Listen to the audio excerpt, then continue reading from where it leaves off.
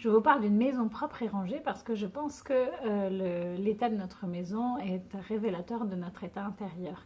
Et du coup, on peut agir des deux côtés, c'est-à-dire que quand on va bien, notre maison souvent est bien, on a moins de mal à la tenir rangée et propre, et quand on va pas bien, ça se ressent. Et on peut aussi agir sur sa maison pour aller mieux dans sa tête, c'est-à-dire ranger sa maison et la nettoyer, ça peut nous faire du bien au niveau psychologique. Donc je trouve que c'est très intéressant de voir ces deux facettes-là. Il n'est pas question de se juger, il est question justement de trouver des solutions pour agir. Alors, il y a plein de méthodes et plusieurs choses qui existent. Ce que j'ai trouvé intéressant, moi, un peu dans toutes ces méthodes, il y a deux choses. C'est pour le fait de nettoyer la maison, de se sentir bien en tout cas, alors qu'on n'a pas forcément ni le temps, ni l'envie de faire son ménage et tout ça. Je trouve que j'adore l'idée de trouver un endroit qui pour nous est important que ce soit propre.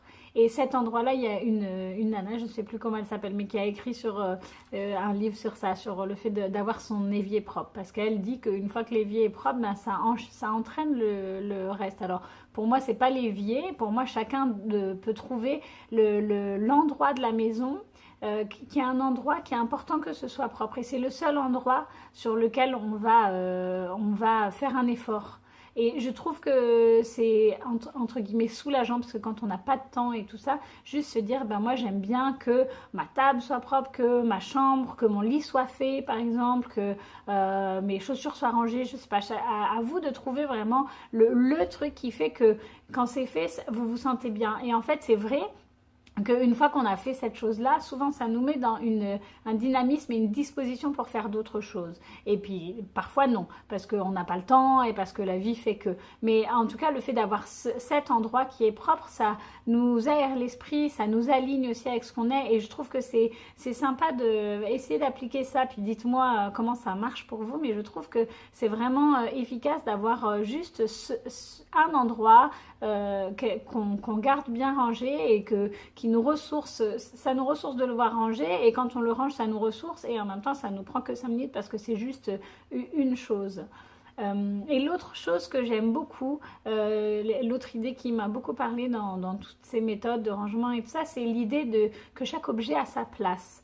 Et que si chaque objet a sa place, ranger, ça devient plus une corvée, mais ça devient juste remettre chaque objet à sa place. Et c'est un peu subtil, mais j'ai trouvé la différence vraiment, je la ressens encore quand j'ai des nouveaux objets ou que j'ai des objets où ils n'ont toujours pas vraiment de place précise. Et ben ranger quand ils font partie du bazar, ça devient compliqué, alors que quand il s'agit juste de remettre les choses à leur place, ça va très vite et finalement c'est assez agréable parce qu'on ne se pose pas de questions, on prend juste les objets, on les remet à leur place. Et réfléchissez à ça et puis voyez si quels objets ont de la place. Et puis je trouve que c'est une bonne question parce que quand on s'apprête à acheter quelque chose, on peut se demander est-ce que cet objet va avoir une place chez moi. Et bah, par exemple, avant de s'acheter une paire de chaussures, on peut se poser la question est-ce qu'il y a une place pour une paire de chaussures? Et s'il n'y a pas de place, ben, comment je peux faire de la place? Est-ce que j'ai vraiment envie de faire de la place pour cette paire de chaussures là ou est-ce que du coup il n'y a pas de place, du coup je n'achète pas cette paire de chaussures là. Je trouve que c'est quand on hésite à acheter, quand on va acheter quelque chose, je trouve que cette question elle est assez, elle donne un plus pour faire un choix sensé et puis qui a vraiment du sens. La dernière idée que je trouve intéressante, qui est un peu plus spirituelle entre guillemets, mais qui est jolie entre guillemets, c'est de considérer qu'un objet porte une énergie, un peu comme s'il avait une âme, mais plutôt une énergie, on va dire.